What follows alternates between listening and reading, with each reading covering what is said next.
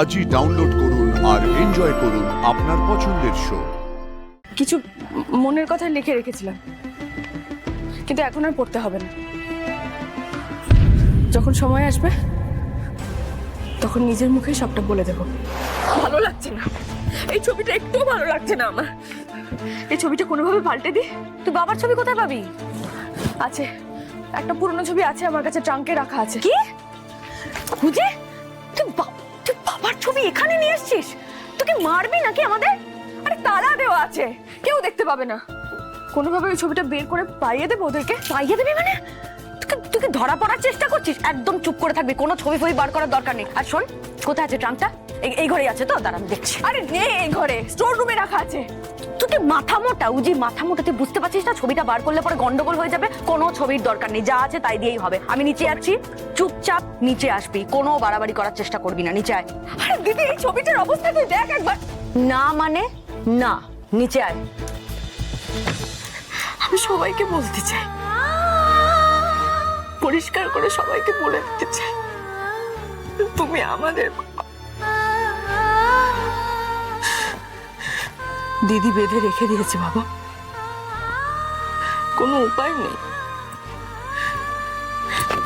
তুমি আমাকে বলো তো, ঋষিকে যতই অপরাধী বলি না কেন, আমরা কি কম অপরাধী? কম অপরাধ করে চলেছি আমরা? একটা মানুষ দোষী নয় সেটা জানার পরও দিনের পর দিন যেভাবে ঠকিয়ে যাচ্ছি।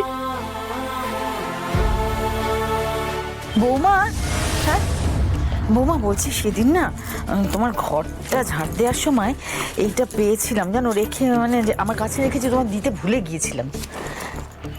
থ্যাংক ইউ মিতু মাসি। আচ্ছা আচ্ছা আচ্ছা।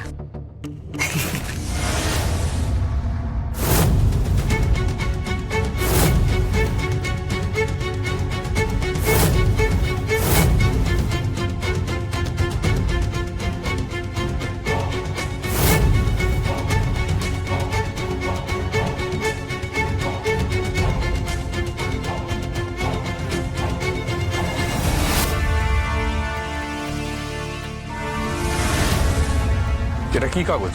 কে পাঠিয়েছে নাকি তুমি লিখেছিলে? কি এমন আছে দেখি?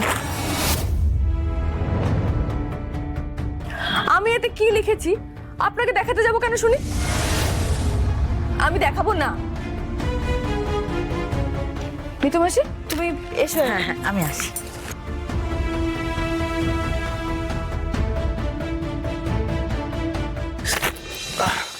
এতে কি এমন লিখেছিলে যে আমার হাত থেকে ওইভাবে ছিনিয়ে নিলে? দিন না, দেখুন বালিশের তলাতেই রাখা ছিল, তখন যখন পড়িনি এখন আর পড়তে হবে না। দিন না। তোমাকে বলতে হবে। কেন এরকম করছেন বলুন তো? দিন চিঠিটা আমাকে। আরে বাবা তুমি দিন বলছি। না, আমি তো দিন আমাকে। জ্যোতি দিন। জ্যোতি, আহা, এই শোনো না, বলছি তখন আমি খেয়াল করতে পারিনি। এখন দাও না, এখন পড়ে নিচ্ছি, দাও। না না না না না না না না না না। একটা কথা বলো তো, এর মধ্যে কি লিখেছে? প্রেমপত্র? হ্যাঁ, প্রেমপত্র।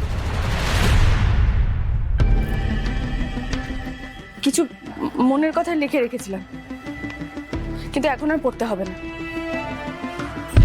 যখন সময় আসবে তখন নিজের মুখে সবটা বলে দেব।